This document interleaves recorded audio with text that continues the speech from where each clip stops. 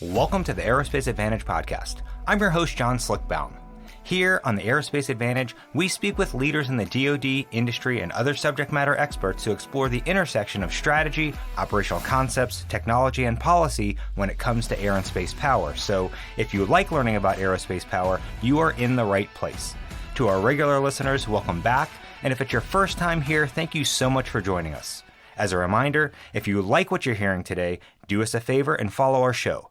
Please give us a like and leave a comment so that we can keep charting the trajectories that matter to you most. Now, we've been looking at this for several years at Mitchell, and we've assembled a group to talk today about some of our conclusions. So first and foremost, we have Caitlin Lee from the Mitchell Institute. So welcome, Caitlin. Hey, Slick. Great to be here.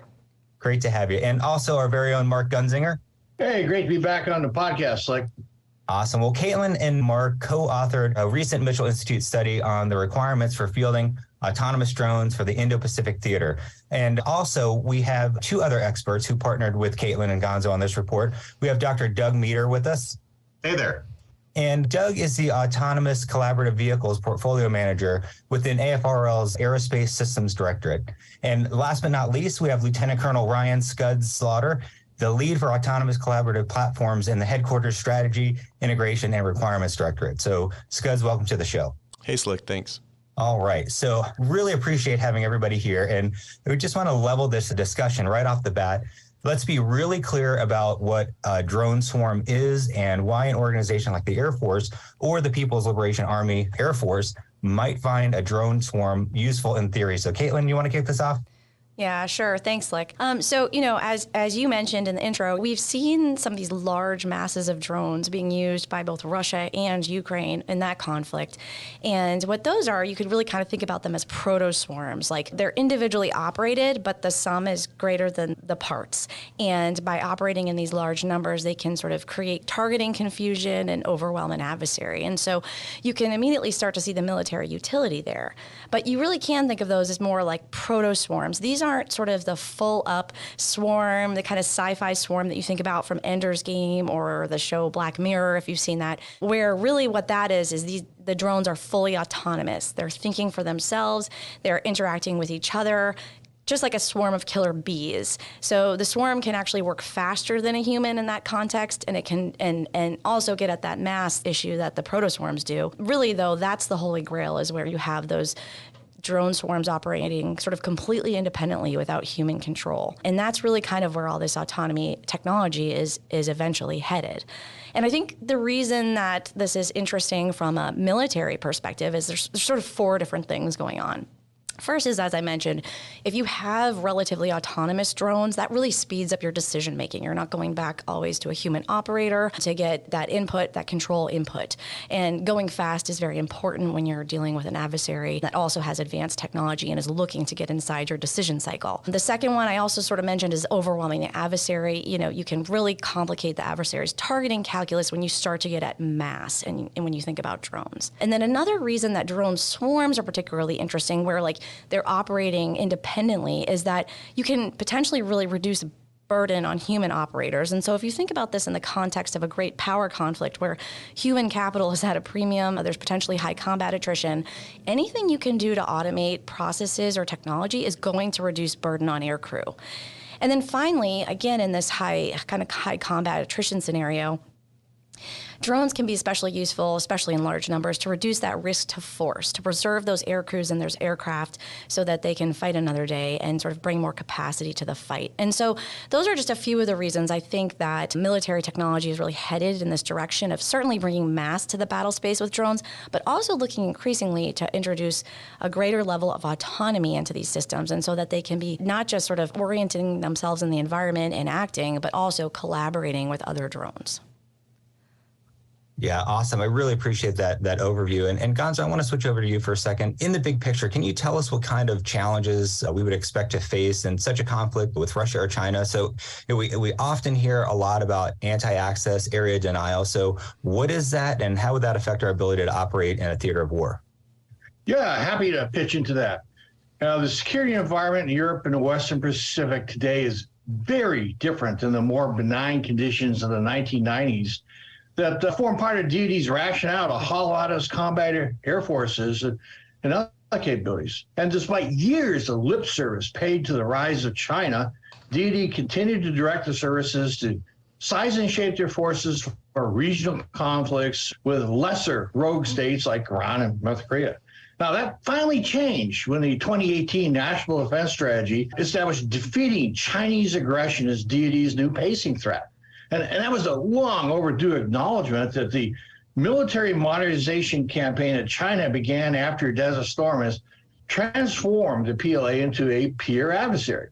So China has now reached parity with the U.S. military in many of its capabilities. Like Russia, China has fielded offensive and defensive A280 capabilities that are designed to keep U.S. forces at arm's length and suppress our operations long enough for a PLA offensive to succeed. China has multiple types of low observable aircraft, long-range air-to-air missiles that are carried internally by its stealthy fighters that are designed to intercept our surveillance aircraft and air refueling tankers that joint force operations depend on. And it also has inventories of other long-range weapons like the DF-21D anti-ship ballistic missile, anti-ship and land attack cruise missiles, and now operational hypersonic weapons. They can strike U.S. forces and bases well beyond the Pacific's first island chain. So what does all this mean? Now, without exaggeration, these threats have eroded our ability to project decisive military power. And with that, I mean everything we must do to project power forward is now at risk. Our logistics, our ability to generate combat air sorties forward, our networks, our kill chains, everything is going to be contested. We're going to have to fight to gain entry to a theater, fight to survive at our operating locations, fight to reach target areas, and then fight to recover our air bases. So we've got a lot of catching up to do, given that most of our forces still consist of legacy systems that lack sufficient survivability, lethality, range, and capacity. And that's creating a window of opportunity for China to pull the trigger on an offensive against Taiwan or elsewhere inside the first island chain, which is why that is now DoD's pacing threat for its future force design. Yeah, Gonzo, again, appreciate laying that down for us. I want to throw one out for all of you. How can drones mitigate some of the risks that we'll see in a great power conflict? Yeah, Slick, Gonzo, again, I'm happy to start it off. Let me take a two-track approach to an answer. First is a force planner, and second as a former bomber pilot. Now, from a force planning perspective, we need more combat air, including long-range strike capacity to defeat Chinese aggression, like I just laid out. Now, our bomber force is about one-third the size of the force that was on the ramp when the Berlin Wall fell, and it simply can't create war-winning effects at range, at the scale needed to defeat a PLA campaign. So, how can the Air Force rapidly fill this capability capacity gap? Now, part of the answer, of course, is a maximized B-21 acquisition. And I think 20 per year would be a start. But buying significant numbers of lower-cost CCAs is another part of the answer. Now, and some say, well, that's buying force structure on the cheap, but I think it's doing it on the smart. The B-21 was rolled out in December, and that gained a lot of press attention, but you didn't hear much about the rest of the family of systems that will complement it, and I think CCAs will clearly be part of that family, that force design. So from an operator's perspective, some of those CCAs could be equipped to do active and passive sensing to locate mobile targets, and then pass target queuing information to my penetrating bomber. And that would increase my lethality, and since I wouldn't have to omit to find those targets, I can better avoid detection. Now, other CCAs could act as decoys, jam enemy comms, linking their IADs, and possibly even perform counter-air missions, again, to improve the survivability of my jet and the weapons I launch. And that would also present a more complex challenge to an enemy who must characterize threats and then prioritize targets. Now, today, the PLA would be looking for a penetrating B-2, F-22, and F-35. But with CCAs as part of my strike package, they might have to honor all potential threats and waste SAMs and other defenses against lower-cost systems, which would impose costs on them and increase my potential for mission success. So count me in as a big fan of a more heterogeneous force, including CCAs in the future. Hey, Slick Scuds. Just another thought that I think echoes what Gonzo just gave us is that when we look at our platforms today, we typically reach a point where it's almost a point of diminished returns, where we can't really continue to upgrade individually or specifically that individual platform in order to increase its survivability and lethality. And that's something that I think, Gonzo, you're touching on, is that in order to plan for a force that is flexible in the future, that can bring on new technologies, downloading some of the more menial or less difficult tasks or new upgrades to platforms like CCAs is an opportunity for us and to fill capability gaps. And we commonly find in our acquisition timelines that while we are in pursuit of a platform, that we realize there are upgrades or there's new technology available, and yet we can't kind of crack in or break into that platform's production timeline, or we have to come up with creative measures to be able to have that kind of flexibility. So for that reason, I think autonomous drones give us an opportunity to identify capability gaps more rapidly, be more responsive to them, and reduce really the impact of what it would be if we lost, say, a B-21 in combat versus something that's specific to a single or just a low number of tasks that increases the survivability that Gonzo was just speaking to. Yeah, and just to pile on, I'm actually going to, and Scuds, jump in here. I'm going to steal an analogy that you told me about a while back, the Moneyball analogy, which I love, which is this idea of like, you know, you're going to war. Not everyone has to be like that exquisite B-2 platform. So if you think about the Oakland A's in, 2001, they had some really great pitching, Barry Zito, Cy Young winner. So you need the great pitchers, but you also need those reliable position players that just get on base. So you can kind of think about some of these drones, like these large numbers of drones, as just those reliable position players where you can offload some of those tasks. Like, do you need the bomber to go hunt for a tell for like 4 hours, exposing itself to risk? Like maybe that's something you can have your drones do, especially if you've got a lot of them and you can do the Dave Ochmanic thing where you create an ISR mesh. So I think there's just a real opportunity there, and I just loved that analogy, Scud, so I wanted to pull that one out. Yeah, thanks for citing me on that. I think it really does apply, though, to the 4 principles that you laid out initially, to be able to say, hey, if I can basically disaggregate my capability across the number of players available and find now an aggregate or a sum of all of those that wins championships, then let's do that versus let's try to continually find the now $500 million player every time free agency opens up. And that's really, $500 million price tags is what we're looking at per copy of our jets these days. So I think it does apply there.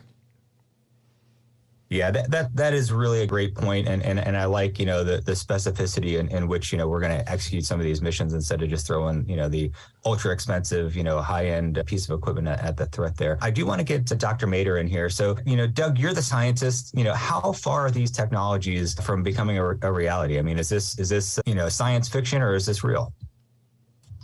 Well, the timeline equation, there's a lot of variables in that. So when we look at these as systems, and again, calling back to Gonzo's comments on what really makes these things different in the future force structure is the mass that they can present.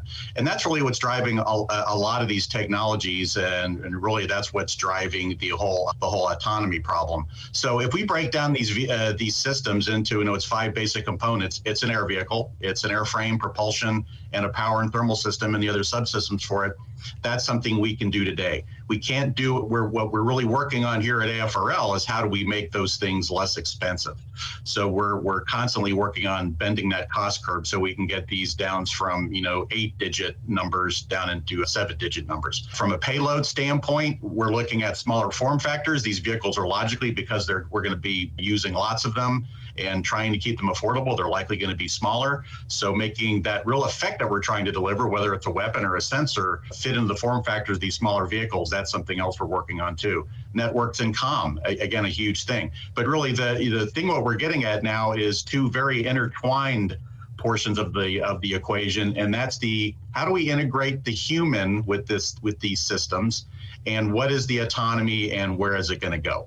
So right now, we are basically taking the baby steps, crawl, walk, run, and we're probably going to stumble occasionally along the way getting there. Autonomy is it's not going to be something that comes in a box with a big A on autonomy saying it's all finished. It's going to come in chunks. And why do we say that? When you look at the way I like to look at, especially early autonomy, because we're going to be operating these things in large numbers, and we want to minimize the human footprint, both from an operator and a maintainer and logistics standpoint, we need to be able to basically develop synthetic crew members. We need synthetic pilots, navigators, flight engineers, radio operators, EW, sensor operators, bombardiers. We need to be able to develop those behaviors, and they're all being developed in various parts of the laboratory. Our sensor folks are working on sensor autonomy algorithms. Here in air vehicles, we're working on flight control algorithms, and on and on.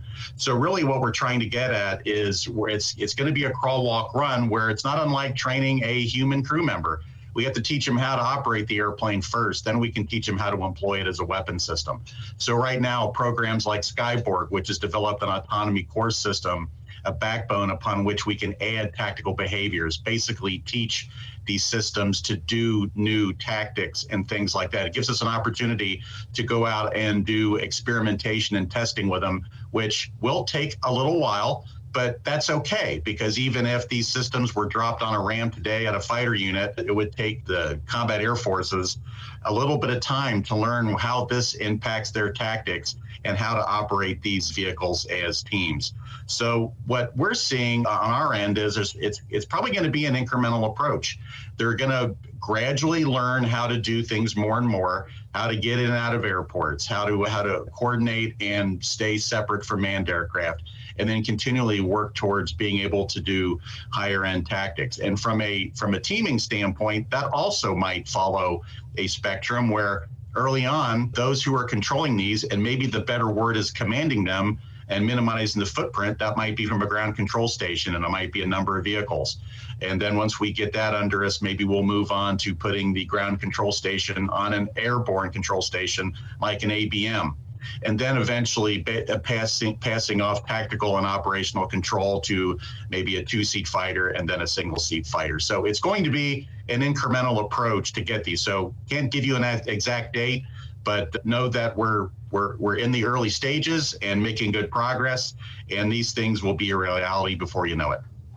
Well, Doug, and you do make a great point here, and you said the word that I love, this is a spectrum of utilization, right? So it's not a one size fits all or one platform fits all when we talk about CCAs in general. So I really appreciate that you put that out there, because it's going to be everything from a loyal wingman on an F-35 or an NGAD, or something that might seem a little more traditional, like a MALD or something like that. But so I do appreciate you throwing that all out there for us. And Caitlin, I've got to ask this question after Doug's comments, though. How hard would it be to put large numbers of autonomous drones in the battle space quickly?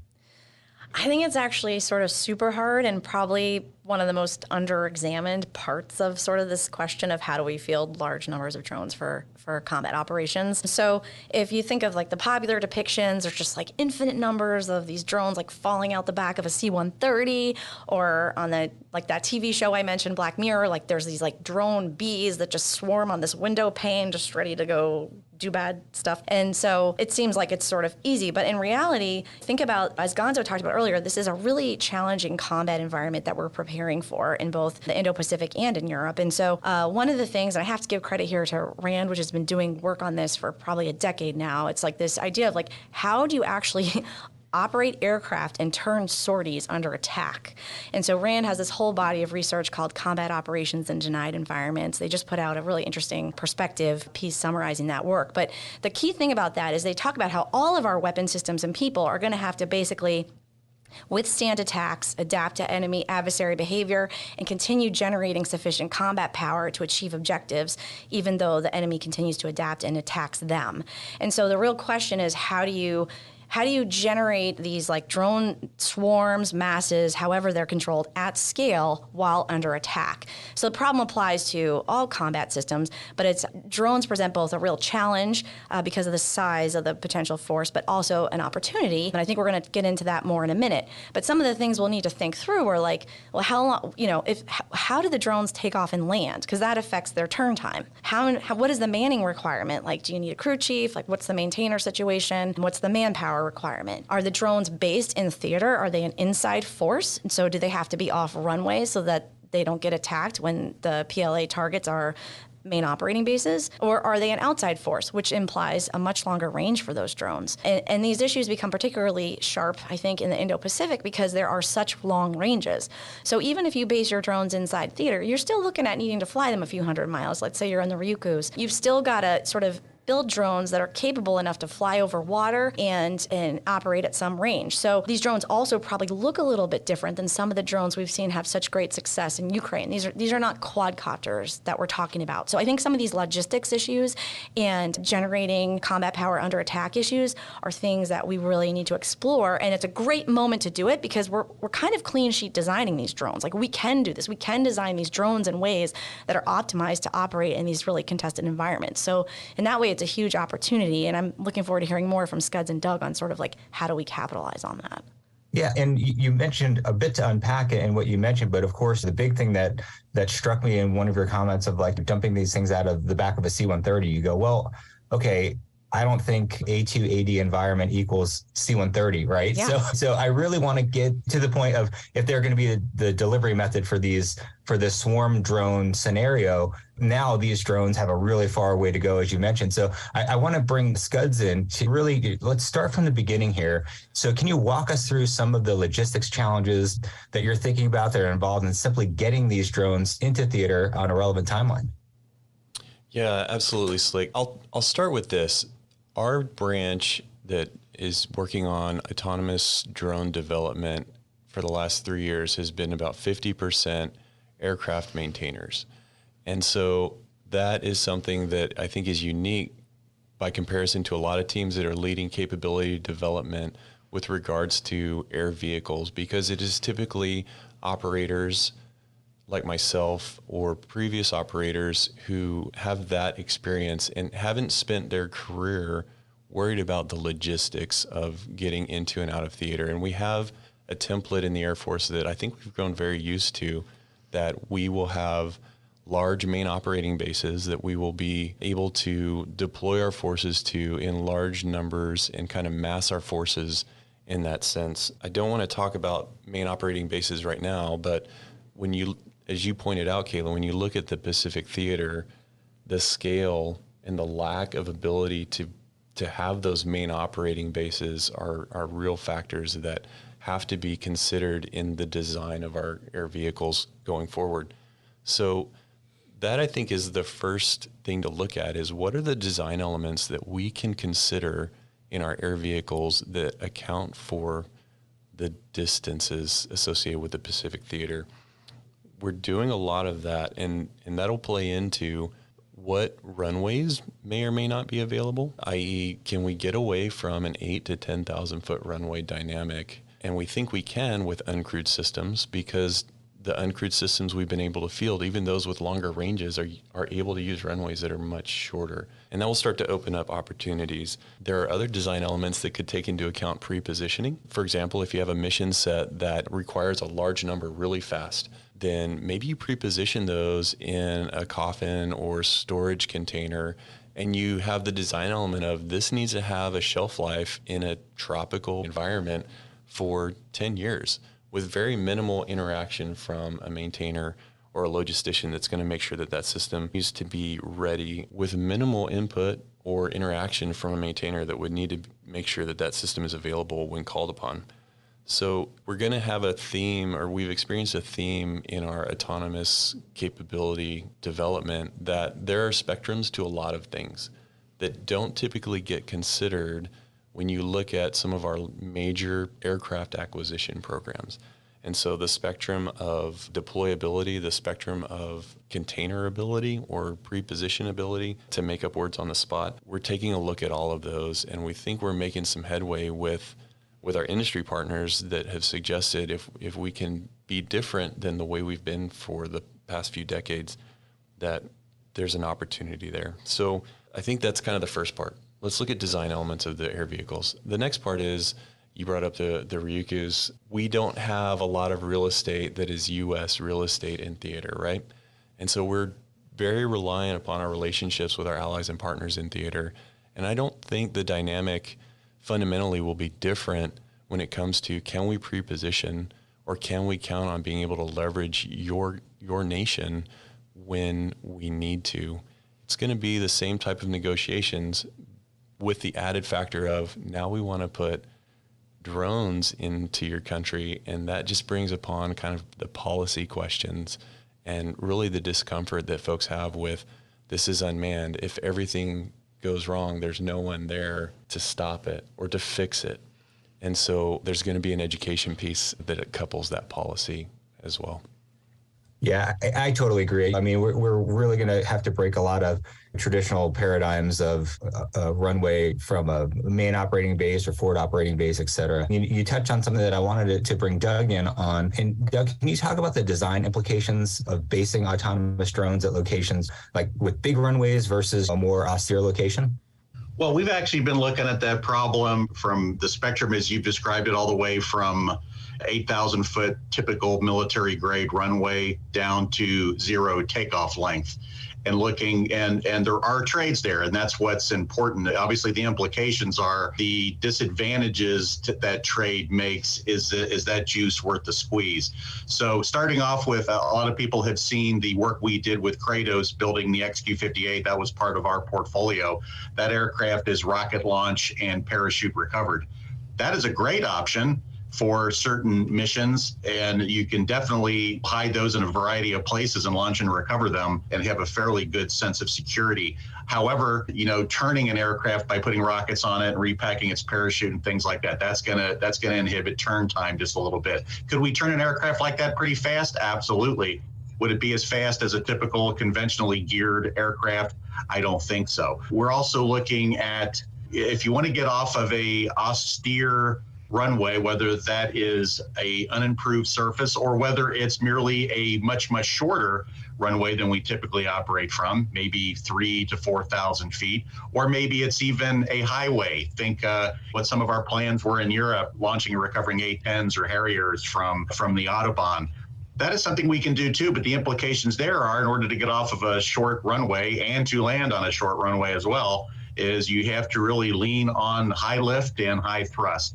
And so if we try to optimize towards launch and recovery, we might have to give on the mission. We always point in air vehicle design, the iron triangle of air vehicle design is speed, payload, and range. You could have one of those, a lot of one if you give on the other two. You could have two if you give on the other one. And if you want a stout performance in all three, you're going to have to do a lot of compromising.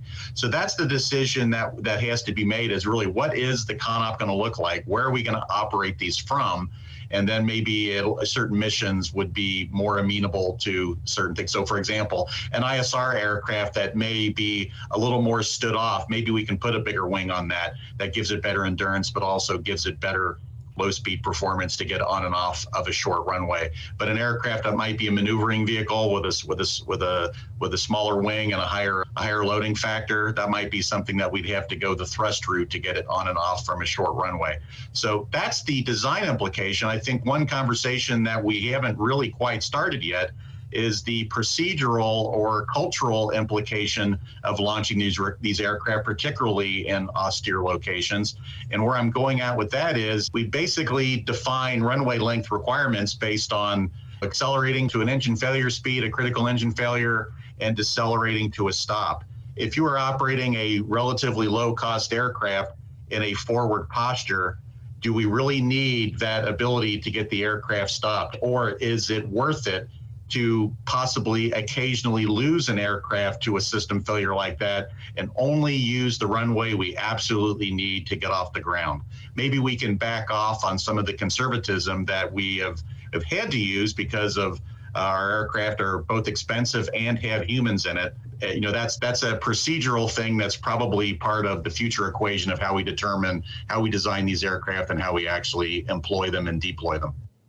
Yeah, that is a great point to make. I mean, from an operational standpoint, we are really going to have to change how we do business. I do want to go back to SCUDS for a second. And of course, the prior enlisted maintainer and me got excited when you're like, hey, we've got 50% maintenance on our team to really bake this into the equation from the beginning. So that is a really interesting concept. And I'm excited to understand when you think about the operations and maintenance of large numbers of drones in a contested environment, just what are some of the things that you and your team are identifying? So I'll reiterate what I said previously, Slick, and great to hear that you've got some maintenance background. I actually started my Air Force career as a maintainer as well. My roots are deep there. So I'll start with the design element. Our platforms today are not designed for what I would call a minimal maintenance footprint requirement. We have crew chiefs. For our large aircraft, we have multiple crew chiefs required to launch sorties. If a system or subsystem on that aircraft goes bad, if you will, or breaks down, we bring in specialists to repair those systems. And those systems tend to be more and more numerous as our platforms become more capable and exquisite. So the challenge there is, one of the design elements that we can consider is, if we're designing CCAs to only do one or two specific tasks, can we design them with the understanding that maybe we don't need a specialist for every subsystem or component of the aircraft, and we can start to generalize our maintainers? What that will look like is maybe we can reduce or cut the requirement for someone who's an avionics specialist, but there will probably be a little bit more avionics knowledge required of someone who is in a typical crew chief role that is launching the aircraft. So what will enable success in that area is the idea that let's bake into the design a more simplistic nature, and then let's take a look at how we train the humans that will launch and recover those sorties so that they're prepared for that more simplified approach. I think it's a comparison I would make would be when you look at automotive technicians today that are certified to work on numerous types of vehicles, and the concepts are fairly consistent across those, and they are able to work on any brand of vehicle that is brought into the shop. So again, going to the design element, but that has implications with our training as well of the airmen that'll be working on them. I think to Doug's point of, if we have systems that we are prepared to accept more risk, that risk doesn't necessarily only need to be in active combat when you are toe-to-toe with the enemy. Maybe that risk is in the launch and recovery. Maybe that risk is in the fact that one will break earlier than another, but overall the average of the fleet is going to last for a certain period of time. And that period of time is probably a lot less than a 5,000-hour service life that we tend to expect from the major platforms that we purchase. And then finally, the opportunity to disperse our force is going to be key to autonomous drone success in the Pacific. And we've got to get away from main operating base concepts that allow for huge fuel depots, if you will, and just the fuel trucks that are running all over the flight line to refuel the aircraft. Now, from what we see, these aircraft are going to require a lot less fuel. A lot less by comparison to what crewed aircraft require, but potentially or arguably even less than what we're seeing in our current remotely piloted aircraft fleet of MQ-9 and RQ-4. So that means there will be a smaller fuel requirement, but as we disperse our force, we also are trying to keep in mind the idea that now we're increasing the number of spokes that the hub is required to support in theater as well. So we're trying to find the balance. Again, there's a spectrum there, and we're trying to avoid some of the absolutes that I think are pretty doctrinal, if you will, to the crewed platforms that we have. Yeah, just as you're discussing this, SCUDS, I'm really like peeling it back, the idea of, and I was an avionics guy, so I can talk to this in the sense that I had a broad understanding of radar all the way down to repair of radar components, circuit cards. I mean, literally taking a resistor off of a circuit card, soldering and resoldering down to that level. But it's almost like you had like this unionized idea that like, well, I was a targeting pod guy, so I could work on a targeting pod. I could work on the radar that was on the Lantern system as an example, but I couldn't work on the front end fire control radar when I was stationed at an F-15 or an F-16 base, right? Because it was like, oh, you can't touch that. That's not in your shred out or whatever, right? So I really love the idea that from a generalized sense, you take the specificity out of the airmen that are on the ground servicing and maintaining the airplanes or the CCAs. So that's a really important piece. And obviously we talked about the design changes, if it's EW or a kinetic carrying type of CCA. But I really want to step back and think about how, these kinetic or EW threats could, pose a major challenge in terms of combat attrition. So really what we're getting at, and you touched on it, so I really want to dive into how does this risk shape our thinking about autonomous drone design, if it's expendable, attritable, reusable, just that mindset. What are you guys thinking about there? Slick, I think what's going to be key is understanding that just like in any combat environment, our adversaries are going to try to find the weaknesses or the seams in our force, the ability that they'll have to leverage or to get inside of our system. And autonomous drones aren't going to be immune to that. And Gonzo actually touched on the need to protect all kinds of levels of, everything will be contested in this environment. So we have to expect that. And when we talk about our autonomous drones, our team is the Autonomous Collaborative Platform team.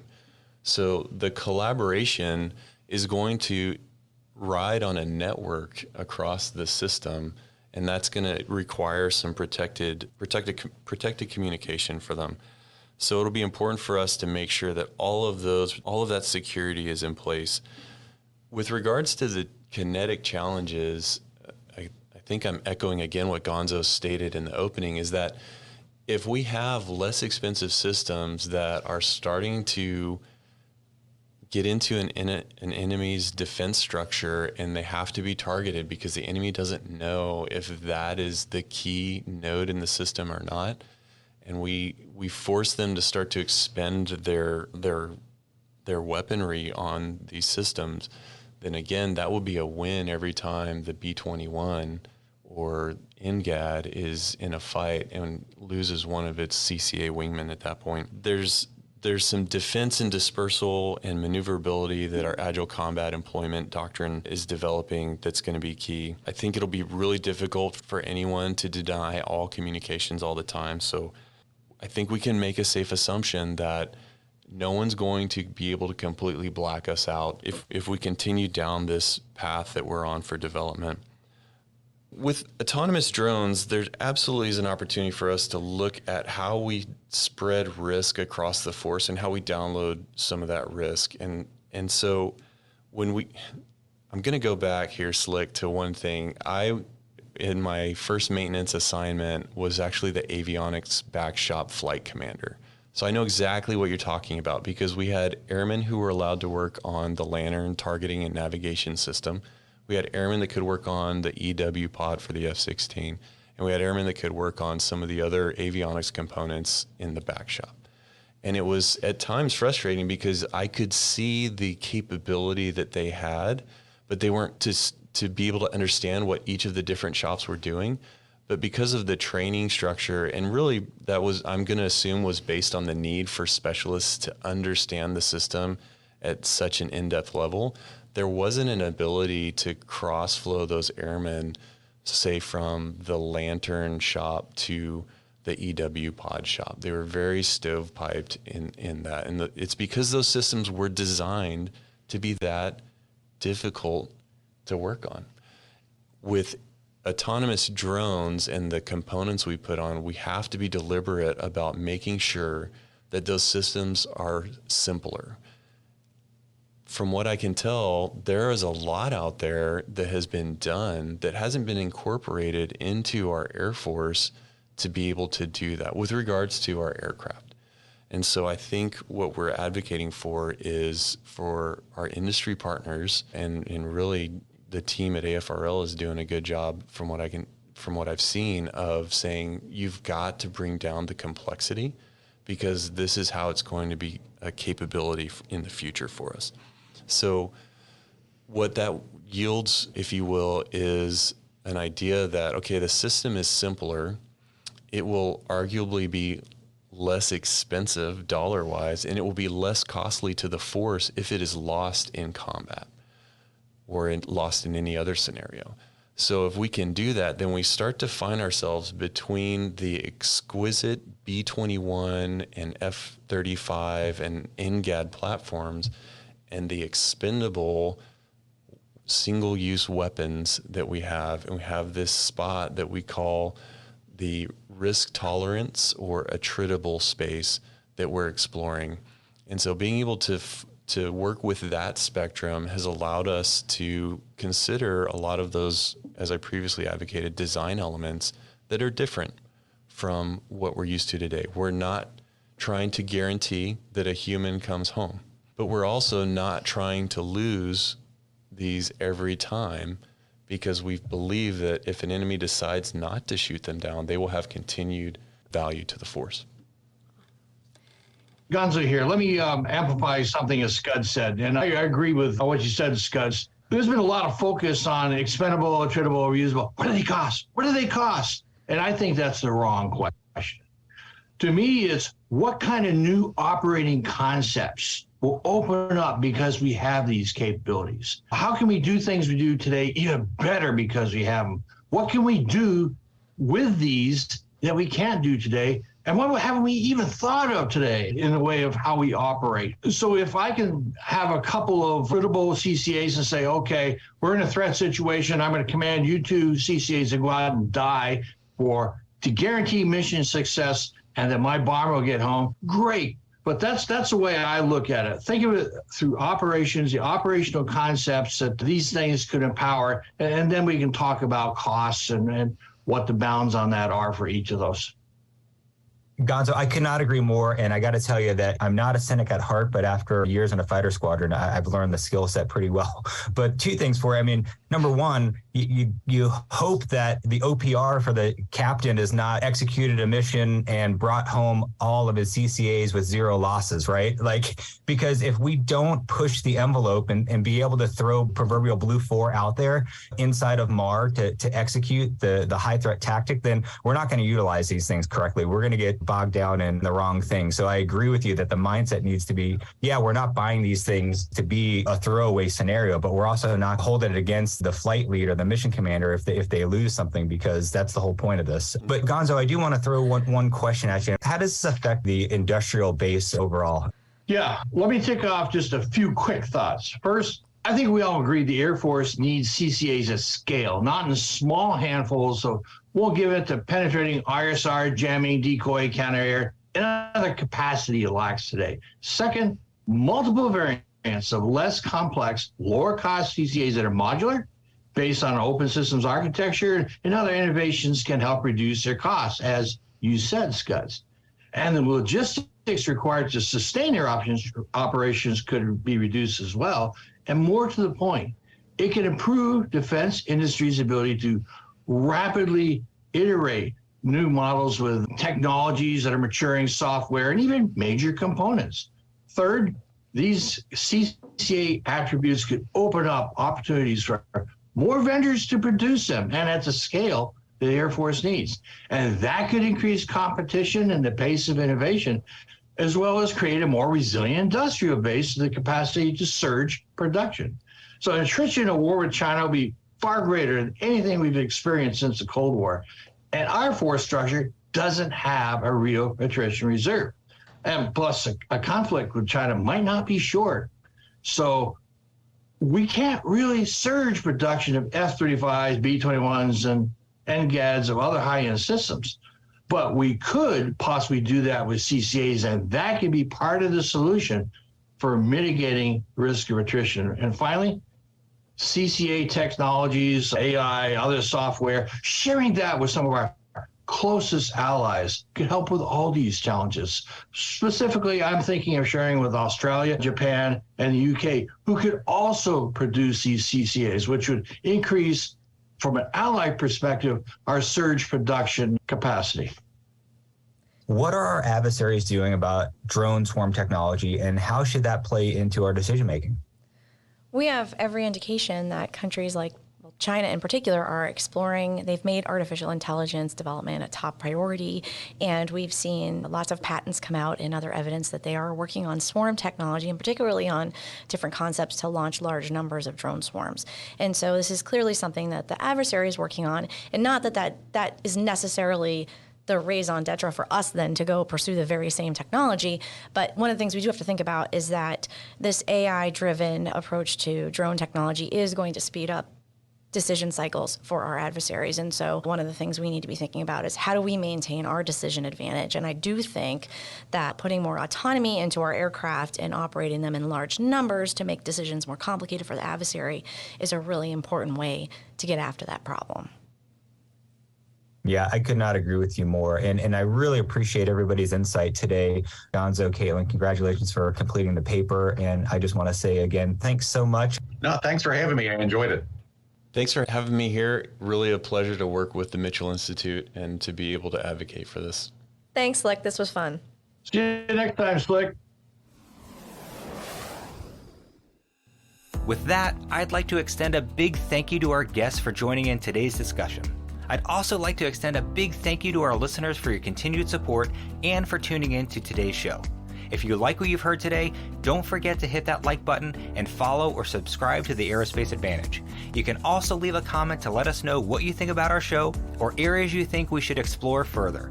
As always, you can join in on the conversation by following the Mitchell Institute on Twitter, Instagram, Facebook, or LinkedIn, and you can always find us at mitchellaerospacepower.org. Thanks again for joining us, and we'll see you next time. Stay safe